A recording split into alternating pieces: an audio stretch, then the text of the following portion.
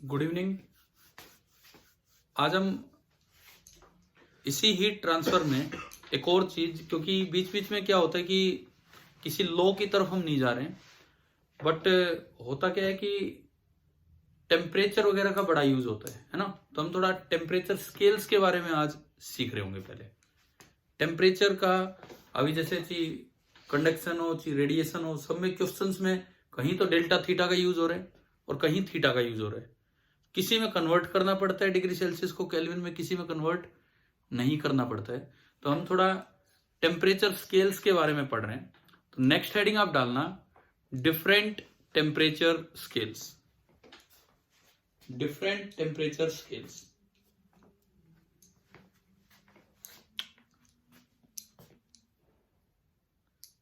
तो देखिए, इसमें जो पुराना तरीका था मेजरमेंट का, जो हमारा पुराना मेथड होता था मेजरमेंट का, आप लोग अपना अगर वीडियो ऑन कर ले तो थोड़ा ठीक रहेगा, मुझे भी दिखते रहोगे। देखो, जो पुराना मेथड था मेजरमेंट का टेम्परेचर को डिफाइन करने का, वो ये था, दो आर्बिट्रेरी पॉइंट्स को फिक्स कर लिया जाता था और उसके अकॉर्डिंग बाकी स्केल को डिवाइड कर दिया जाता था। दो पॉइंट्स को फिक्स किया जाता था और अक्सर वो जो दो पॉइंट होते थे, एक क्या होता था आइस पॉइंट और दूसरा क्या होता था स्टीम पॉइंट। मतलब जिस टेम्परेचर पे एक सेकंड कह रहे कि माइक ऑफ है, मैं यहां से ज्वाइन ऑडियो।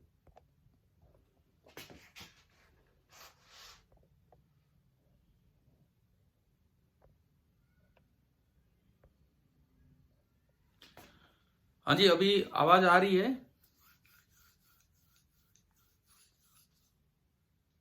अभी बताओ। ठीक है, तो सुनिए बाप। देखो,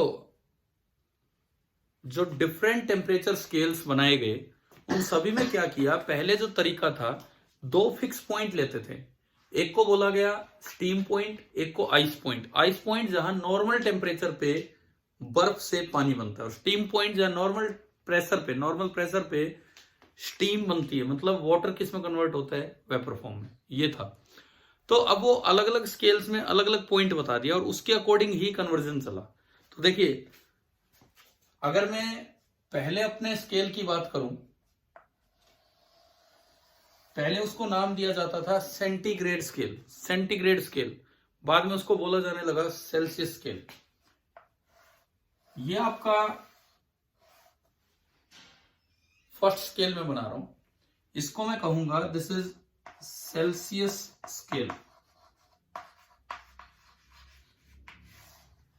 this is Celsius scale, degree Celsius. अब क्या था कि एक होता है आइस पॉइंट, एक लिया आइस पॉइंट और एक लिया स्टीम पॉइंट। पहले जो टेम्परेचर स्केल्स बने थे, बाद में चेंज हो गए, लेकिन पहले जो बने थे वो इस तरीके से ही बने थे कि एक आइस पॉइंट ले लो और एक स्टीम पॉइंट ले लो। Ice point degree Celsius scale में फिक्स कर दिया 0 डिग्री सेल्सियस पे, और स्टीम पॉइंट फिक्स कर दिया कितने डिग्री पे, 100 डिग्री सेल्सियस पे। यह आप और हम जानते भी हैं पहले से। और इनके बीच में 100 - 0 एग्जैक्ट इतने बराबर डिविजन्स कर दिए। तो अगर यहां देखें, इनके बीच में 100 - 0 मतलब कितने डिवीजन हो गए टोटल। अगर हम देखते हैं तो ये टोटल कितने डिविजन्स हो जाएंगे,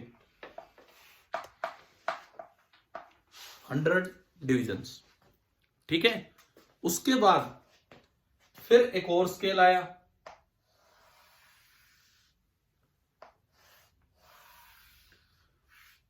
जिसको बोला गया Fahrenheit scale.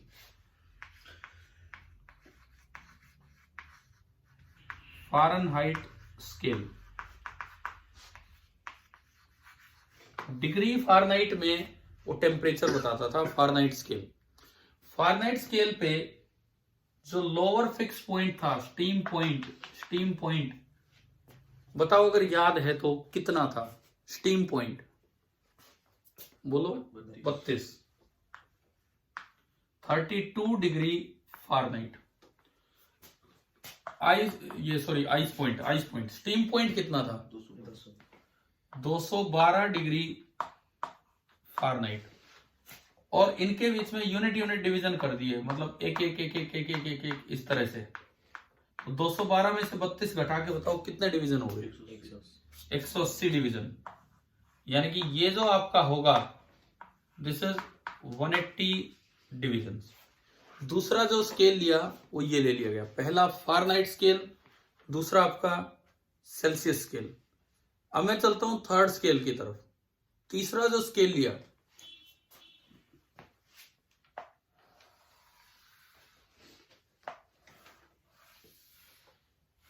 Kelvin scale.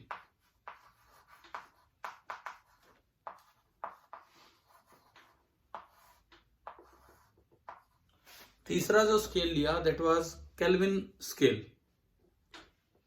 Kelvin scale की मैं अगर बात करूं तो केल्विन स्केल में बताओ जो आइस पॉइंट लिया वो कितने केल्विन पे लिया? डिग्री नहीं लगती इसमें। 273.15 केल्विन। और अपर पॉइंट लिया 373.15 kelvin.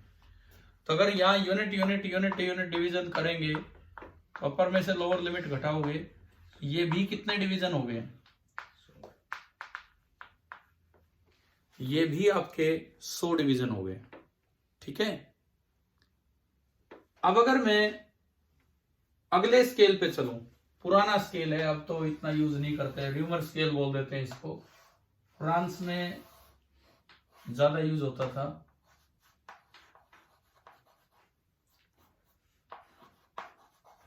Rumour scale, degree rumour इसमें डिनोट करते हैं। इसमें आइस पॉइंट को तो 0 डिग्री र्यूमर पे ही लिया गया, स्टीम पॉइंट लिया गया 80 डिग्री र्यूमर पे। तो अगर यहां यूनिट डिविजन्स करें तो कितने डिवीजन बनेंगे? यहां पे जो डिवीजन बनेंगे ये आपके बनेंगे 80 डिवीजन्स। यहां पे जो नंबर ऑफ डिवीजन्स बनेंगे आपके बनेंगे 80 डिवीजन्स। तो पहले तो एक बार ये 4 स्केल यहां दिखाए हैं आपको, और भी होते हैं, रैंकिन स्केल होता है और दुनिया भर के, हमें यूं रटने की जरूरत नहीं है ना। इन 4 स्केल्स में बताओ, अगर एक स्टेप साइज की बात करूं तो किस स्केल में स्टेप साइज सबसे बड़ा है और किस स्केल में स्टेप साइज सबसे छोटा है? अगर मैं बात करूं स्टेप साइज किस में सबसे बड़ा है? बड़ा तो र्यूमर में इतना बड़ा हिस्सा केवल 80 पार्ट्स में बटा है और इसमें 180 पार्ट्स में बट गया है। इसका मतलब अगर हमें देखने को मिले यहां से तो हमें समझ में आना चाहिए कि अगर मैं इनको कंपेयर करूं, 1 डिग्री र्यूमर सबसे बड़ा है, 1 डिग्री फ़ारेनहाइट सबसे छोटा है, और 1 डिग्री सेल्सियस और 1 केल्विन दोनों का साइज क्या है? बिल्कुल सेम। अगर मैं इसको लिखना चाहूं यहां किसी तरह से तो ये बनता है 1 degree Celsius is equal to 1 kelvin is less than 1 degree Reaumur and these are greater than 1 degree Fahrenheit. ये स्केल साइज की बात होगी कि अगर आप चारों स्केल्स के साइज को कंपेयर करते हो तो ये बना। ठीक है। अब मैं कन्वर्जन की बात करूंगा। कन्वर्जन की, हम ये चारों स्केल साइज समझ आ गए हैं सभी को, कैसे कैसे देखा है। कन्वर्जन के लिए मैं एक और आर्बिट्रेरी स्केल ले रहा हूं। भाई ये सब तो किसी किसी वैज्ञानिक के नाम पे है। मान लो ये कोई 5वां स्केल हमने लिया, कोई आर्बिट्रेरी, आप अपने नाम पे बना सकते हो, कुछ भी जो आपका नाम है उसके हिसाब से। मैं फिलहाल इसको कह रहा हूं आर्बिट्रेरी स्केल, डिग्री ए से मैं रिप्रेजेंट कर रहा हूं। इसमें सपोज मैंने आइस पॉइंट फिक्स कर दिया ए पे एंड स्टीम पॉइंट फिक्स कर दिया बी पे, तो जो नंबर ऑफ डिविजन्स होंगे वो कितने होंगे? B minus A. Number of divisions आपके बने बी माइनस ए डिवीजन। ये कोई भी एक आर्बिट्रेरी स्केल हमने ले लिया है। कुल मिला के यहाँ बोर्ड पे 4-5 स्केल बने हुए हैं। अब हमें देखना है कि इनमें एक से दूसरे में टेम्परेचर कैसे कन्वर्ट होगा। सपोज कोई बॉडी है जिसका ये टेम्परेचर है,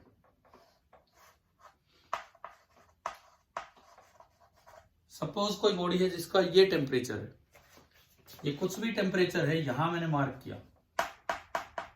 मान लो इस वाले स्केल में इस टेम्परेचर को मैं लिखता हूं TC, यही टेम्परेचर अगले स्केल में है T फारेनहाइट, यही टेम्परेचर अगले स्केल में है T केल्विन, यही टेम्परेचर अगले स्केल में है T र्यूमर, और यही टेम्परेचर अगले स्केल में है T आर्बिट्रेरी।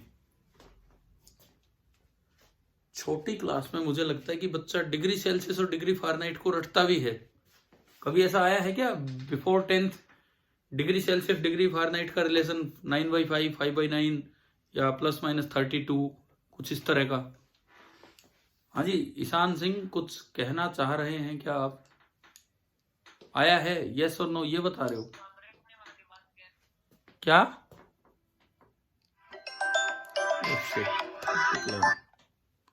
हाँ जी, अब बोलिए क्या कह रहे हो?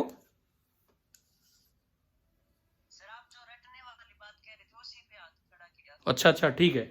तो हमने जब कभी याद किया होगा, और मुझे लगता है बिल्कुल रटा ही होगा, उस समय इतना सब नहीं सीखते हैं कैसे कन्वर्जन। आज कन्वर्जन सीखिए कि कैसे ये कन्वर्जन होता है। एक बार मैं बीच में आपसे पूछना चाह रहा हूं, आवाज और वीडियो मींस बोर्ड और मेरी आवाज क्लियर है सभी को?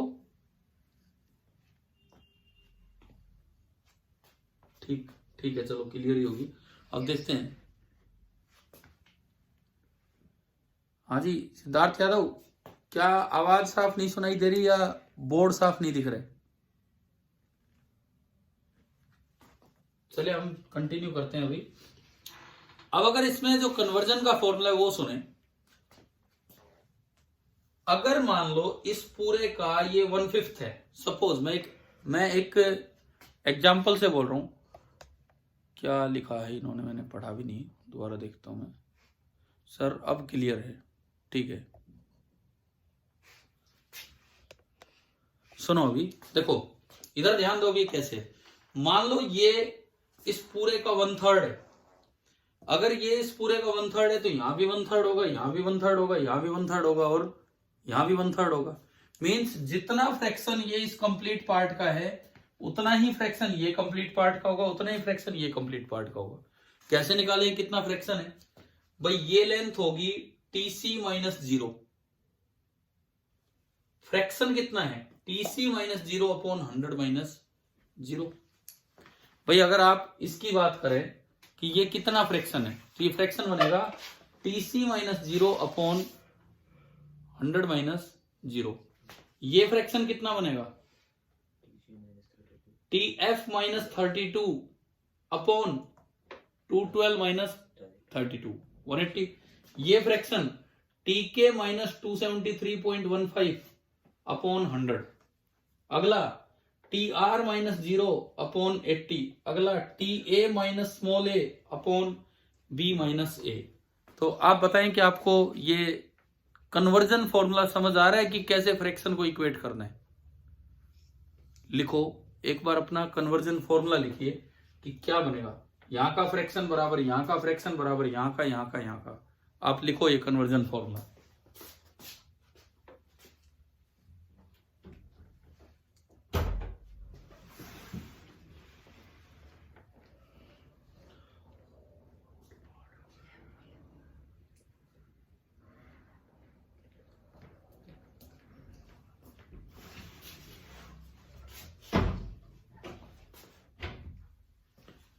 देखिए मैं लिखता हूं इसमें, मैं ऊपर वाला पार्ट मिटा देता हूं। नोट कर लिया है ना भैया? नोट कर लिया होगा आप लोगों ने। देखो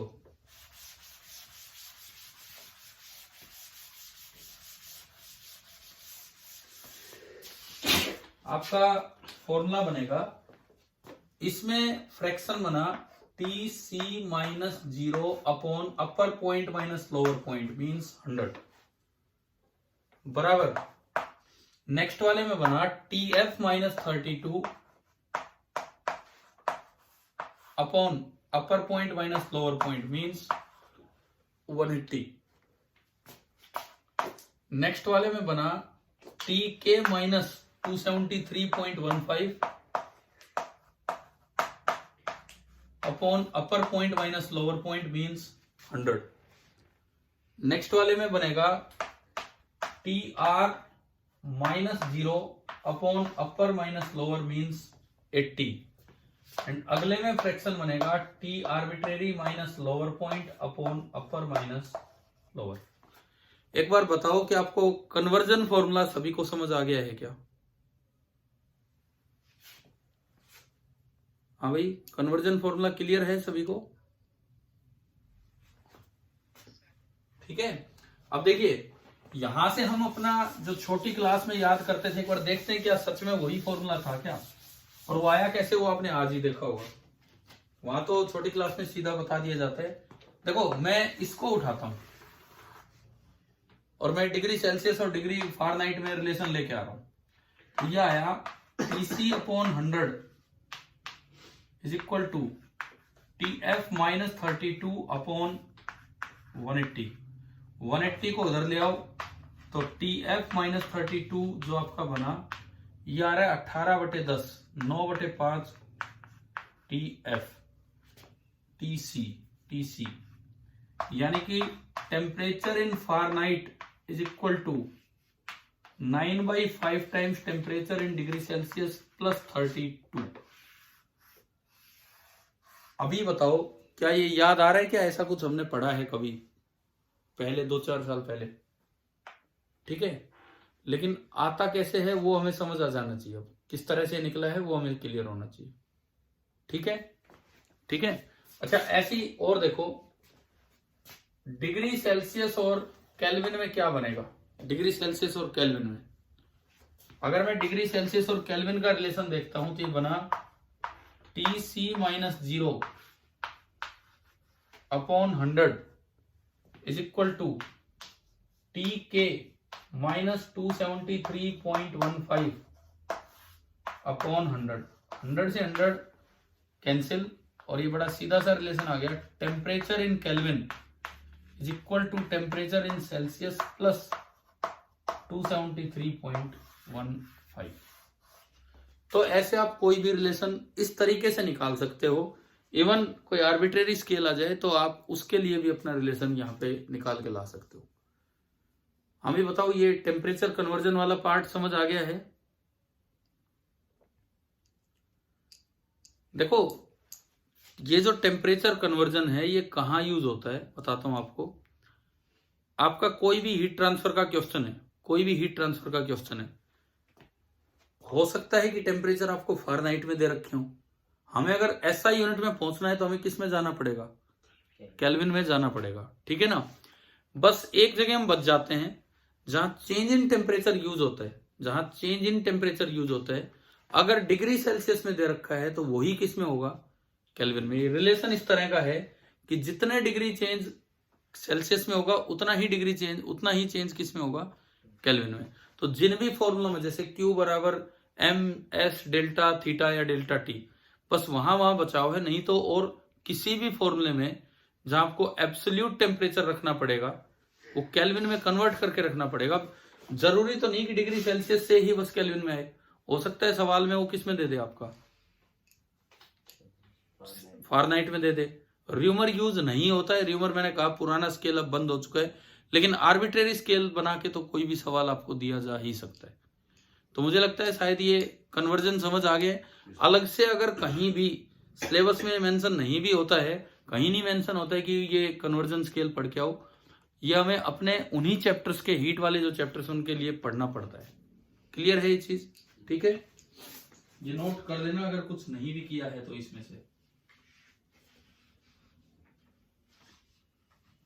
आजकल क्या होता है कि अब थोड़ा नया फॉर्मेट ये चला है कि एक सिंगल पॉइंट लेके टेम्परेचर स्केल बनाया जाता है 2 की बजाय, और उसके लिए हम याद रखें कि जो हमारा केल्विन स्केल है, केल्विन स्केल, उसमें जो सिंगल रेफरेंस पॉइंट ले रखा है that is triple point of water. ठीक है, लेकिन जो कन्वर्जन वाले आते हैं इस तरह का यूज, उसके लिए ये थोड़ा आसान रहता है हमारे लिए।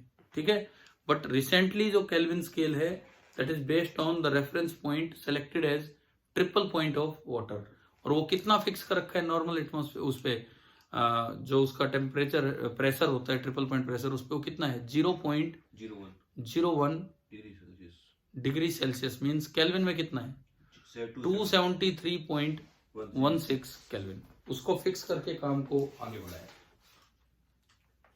देखिए अभी हम आगे बढ़ते हैं, मैं इसको बिठाता हूं पहले। ये कन्वर्जन वाला आ गया होगा आपको समझ, ठीक है।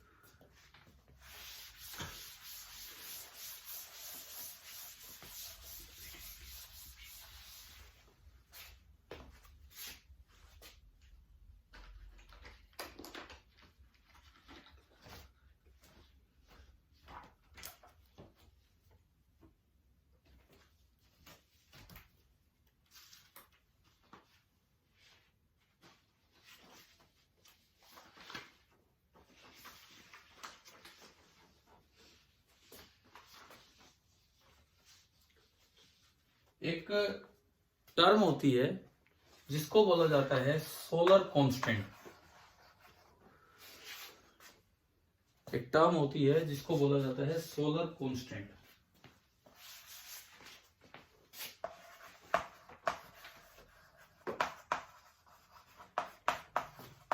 और अक्सर हम उसको रिप्रेजेंट करते हैं किससे, एस से, सोलर कांस्टेंट एस। पहले इसको डिफाइन कर लो। It is the solar constant S, इसको डिफाइन कर लीजिए। It is the amount of normally incident heat radiations. It is the amount of normally incident heat radiations per minute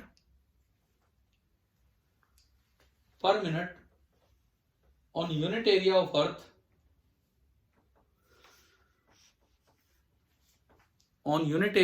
earth at average distance between sun and earth, at average distance between sun and earth।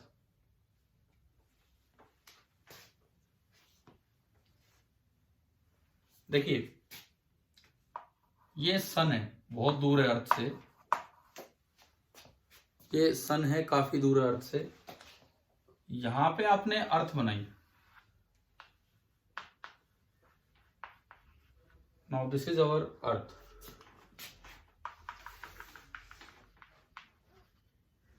इतनी दूर average distance between sun and earth 1 AUV उसको बोल देते थे, अभी हम उस distance पे नहीं जा रहे।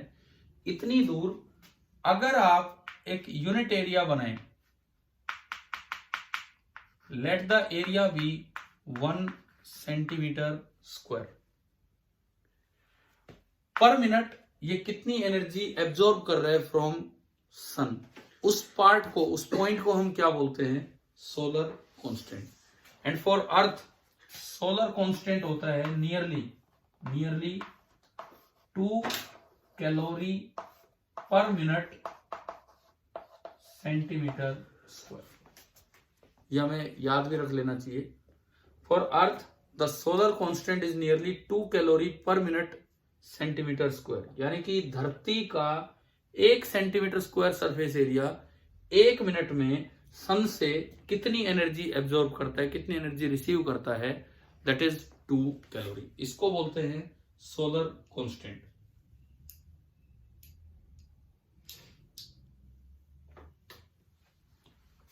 और सन को आप एक पॉइंट सोर्स की तरह मान सकते हैं। सन को आप एक पॉइंट सोर्स की तरह मान सकते हैं। Let this distance be R, let this distance be R. तो ये जो सोलर कांस्टेंट होता है, ये हम याद रखें कि ये इनवर्सली प्रोपोर्शनल होता है किसके, आर स्क्वायर के। ये जो सोलर कांस्टेंट होता है this is inversely proportional to R square. R square के ये इनवर्सली प्रोपोर्शनल होता है, ठीक है। सोलर कांस्टेंट एक छोटा सा पॉइंट है, कभी कभार आ जाता है सवालों में, तो इसलिए मैंने आपको बताया है। अब हम इस पे एक क्वेश्चन लेते हैं जो आप करके दिखाएंगे। ये नोट कर लिया होगा सोलर कांस्टेंट क्या है, एक टर्म है छोटी सी, समझ भी आ गया होगा। एक क्वेश्चन लिखिए इस पे, और फिर आप वो करके दिखाएं।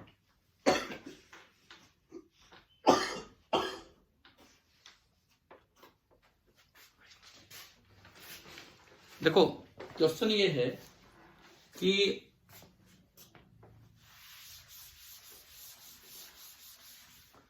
दो प्लेनेट दिए गए, सोलर सिस्टम के दो planet. Now this is the sun, किसी r दूरी पे प्लेनेट है अर्थ। मरकरी पास है कि दूर है? मरकरी सन के पास होगा अर्थ के कंपैरिजन में कि दूर होगा? पास है ना? तो मान लो ये प्लेनेट है मरकरी, और सपोज ये जो दूरी है दिस इज 0.4 r। अर्थ के लिए सोलर कांस्टेंट जैसे अभी मैंने बताया 2 कैलोरी पर मिनट। आप इसको ऐसा यूनिट में भी कन्वर्ट कर सकते हैं, मैं जो याद रखने लायक यूनिट है वो बता रहा हूं, 2 calorie per minute centimetre square. Question ये है कि find the value of solar constant for mercury. Find the value of solar constant for mercury, निकालिए।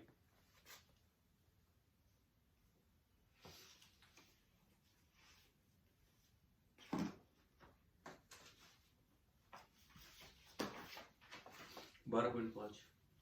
ठीक है,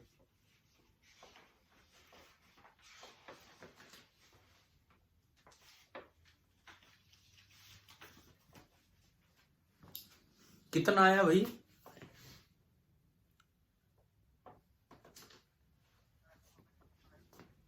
कितना आया आंसर बोलिए? 12.5। Answer is 12.5 calorie per minute centimetre square. Direct formula है। अभी हमने पढ़ा कि solar constant is inversely proportional to R square. तो अगर आप इससे फॉर्मूला बनाओगे तो S मरकरी अपॉन S अर्थ बराबर अर्थ वाली डिस्टेंस का स्क्वायर अपॉन मरकरी वाली डिस्टेंस का स्क्वायर, वो नीचे चली जाएगी 0.4 r का स्क्वायर। ये आपकी इक्वेशन बनेगी। आर स्क्वायर से आर स्क्वायर कटेगा और S फॉर अर्थ आप जानते हो 2 है, तो 2/0.4 का स्क्वायर, तो वो आपका आ जाएगा 12.5 calorie per minute centimetre square. आपका देखो ये जो हीट ट्रांसफर चैप्टर है, हीट ट्रांसफर, या तो क्वेश्चन कंडक्शन पे ही आता है या फिर रेडिएशन पे। कन्वेक्शन पे नहीं आता है क्योंकि कुछ थ्योरेटिकल सी बातें हैं, बस थोड़ी सी। अक्सर उम्मीद कीजिए कि क्वेश्चन या तो कंडक्शन या रेडिएशन पे आएगा। तो रेडिएशन में मैं एक बड़ा अच्छा सा पार्ट है वो पढ़ाता हूं अभी आपको, और जो एक हिस्टोरिकल पार्ट भी है उस पर हम चलते हैं। देखते हैं यहाँ पे, ये तो हो ही गया होगा।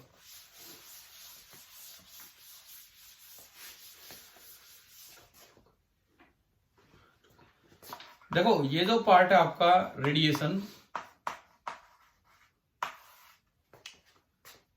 हमने ये पढ़ा या देख रहे हैं अभी, जैसे कोई भी बॉडी है, आपने इस पे कुछ लाइट इंसिडेंट की, कुछ लाइट कुछ एनर्जी, आपने इस पे कुछ एनर्जी इंसिडेंट की, तो ये उसके 3 हिस्से करेगा। कुछ पार्ट को क्या करेगा, आप बोलना भी जिनको भी पता हो, कुछ पार्ट को क्या करेगा वो, मैंने वापिस एरो बनाया है। कुछ पार्ट को क्या करेगा, रिफ्लेक्ट। कुछ पार्ट को क्या करेगा, मैंने आगे एरो बनाया है, ट्रांसमिट। और कुछ पार्ट को क्या कर जाता है, एब्जॉर्ब। और हम ये जानते हैं यही हिस्सा 3 पार्ट्स में डिवाइड हुआ है, तो क्यू इन बराबर Q R plus Q A plus Q T. अब एक स्पेशल बॉडी होती है जिसको ब्लैक बॉडी बोलते हैं। ब्लैक बॉडी, अगर हम ब्लैक बॉडी की बात कर रहे हैं, ब्लैक बॉडी की बात कर रहे हैं, black body means perfect absorber.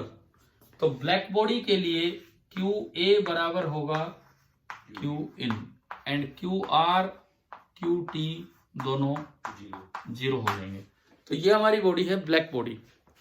अब जो जितना अच्छा एब्जॉर्बर होता है, लाइट आने पे जो जितना अच्छा एब्जॉर्ब कर रहा है, जब लाइट नहीं होगी तो वो उतना ही अच्छा क्या होगा, एमिटर।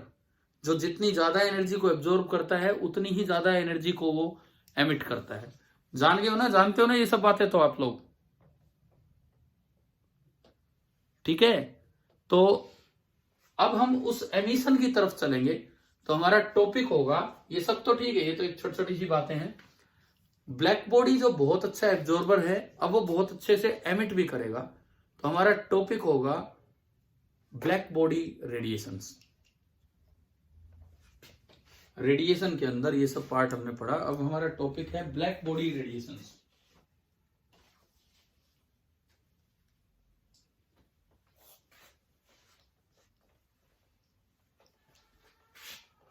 मैं यहां पे हेडिंग डालता हूं,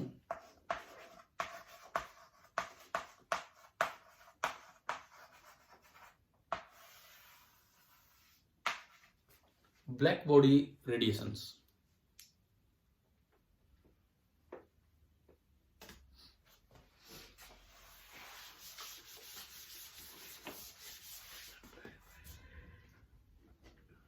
देखो, एक कोई ब्लैक बॉडी है, एक लैम्प ब्लैक एक मटेरियल होता है which is nearly a perfect black body. Lamp black एक मटेरियल है, वो बहुत अच्छा एब्जॉर्बर है, लेकिन वो जब एमिट करता है तो फास्टेस्ट रेट से रेडिएशंस एमिट करेगा, अपने अगल बगल किसी और के मुकाबले फास्टेस्ट रेट से एमिट करेगा। ये कोई भी एक ब्लैक बॉडी है at a temperature T। Now this is a black body at a temperature T। तो ये एमिट करेगी काफी रेडिएशंस, बेस्ट एमिटर होगा औरों के मुकाबले, ठीक है।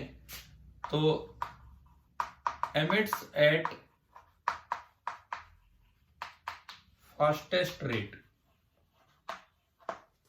लेकिन इसकी रेडिएशंस की कुछ खास बातें, उन्हीं पे हम चलेंगे।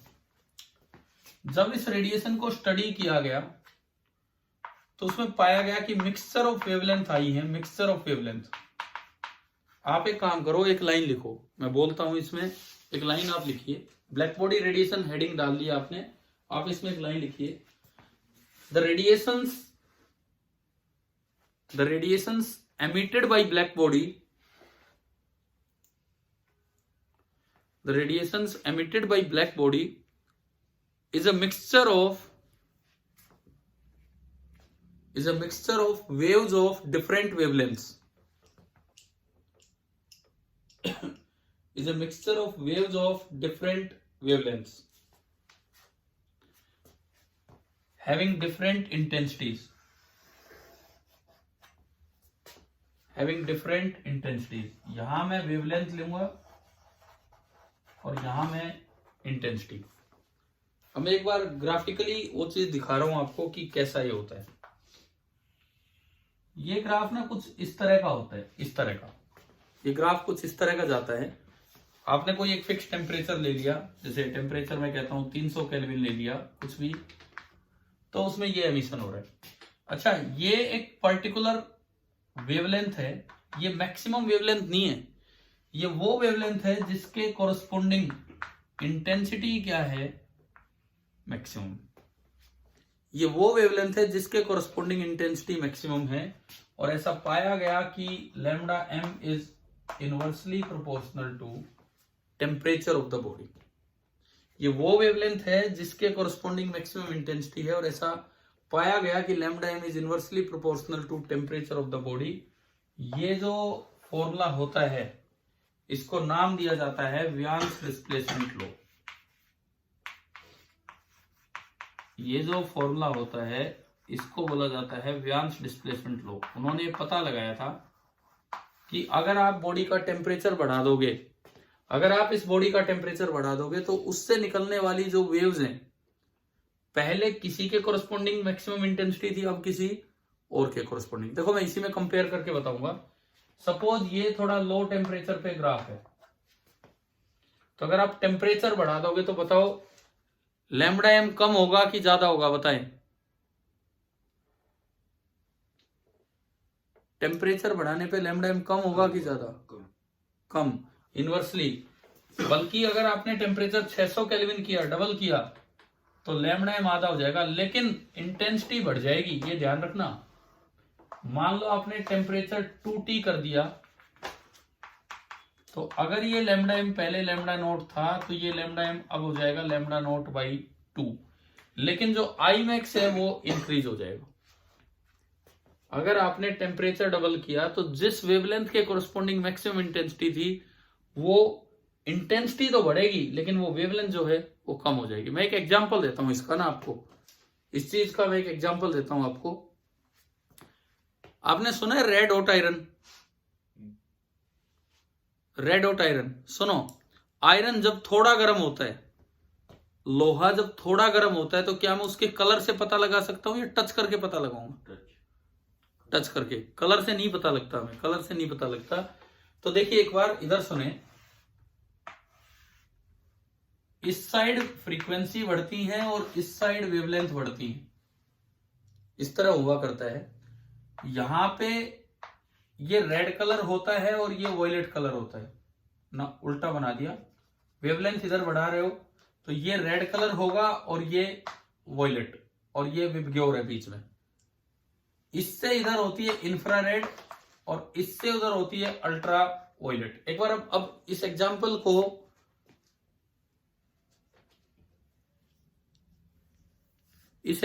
को आप देख लीजिए कि कैसे क्या चल रहा है। ये जो चैट में मैसेज कर रहा है ये मैं नहीं हूं, कोई और है। ठीक है, मैं ध्यान नहीं दे रहा, आप भी ध्यान मत दो, ठीक है। एक बच्चा मैसेज कर रहा है कि सर राम मंदिर। अब ये क्या मैसेज है भाई इस समय, राम मंदिर? देखो इधर सुनो, इस पे ध्यान दो जो मैं बता रहा हूं। ये जो कलर्स हैं, रेड की वेवलेंथ ज्यादा है, इंफ्रारेड की और भी ज्यादा है। रेड कलर की वेवलेंथ इंफ्रारेड से कम है कि ज्यादा है, बताओ।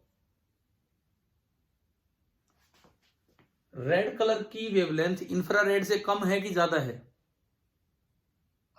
कम है। रेड की वेवलेंथ कम है। अब सुने, आप आयरन शुरू में कुछ गर्म करते हो, उसको टच करके पता लगेगा, हमें दिखेगा नहीं, क्योंकि इंफ्रारेड वेव्स को हम पहचान नहीं सकते, देख नहीं सकते हैं। अगर आप बहुत गर्म कर दोगे, देखो टेम्परेचर बढ़ाओगे, तो जो इफेक्टिव वेवलेंथ है, मतलब मैक्सिमम इंटेंसिटी वाली वेवलेंथ, कम होनी की ज्यादा होनी है? आपने उसी आयरन का टेम्परेचर डबल कर दिया, तो जो इफेक्टिव वेवलेंथ है, मतलब मैक्सिमम इंटेंसिटी की वेवलेंथ, कम होनी की ज्यादा होनी है? यहां से देखो, अगर मैं टेम्परेचर डबल करूंगा तो जो इफेक्टिव वेवलेंथ है वो कम होगी कि ज्यादा होगी? कम होगी। और वेवलेंथ कम होते ही इंफ्रारेड से वो किस में शिफ्ट हो रहा है? विजिबल रेड कलर में। और वो आयरन हमें किस कलर का नजर आने लग जाएगा? रेड कलर का। ये एक एग्जांपल है जो इस पे परफेक्ट बैठता है यहां समझने के लिए। आप बताओ, व्यान डिस्प्लेसमेंट लॉ समझ आ गया है? हाँ भाई, क्लियर है? और इसमें जो एक कांस्टेंट लगाया जाता है उसको बी से डिनोट करते हैं, तो lambda M is equal to B upon T. B को व्यान्स कांस्टेंट बोलते हैं। Lambda M is equal to B upon T, और इस बी को बोला जाता है व्यान्स कांस्टेंट। ये आप याद रखना।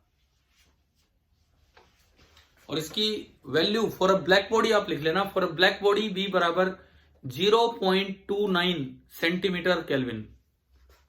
For a black body B बराबर 0.29 सेंटीमीटर केल्विन, ये यूनिट है। सेंटीमीटर केल्विन तो यहीं से बनेगी ये यूनिट ना, इस तरह से ये आपकी यूनिट है 0.29 सेंटीमीटर केल्विन।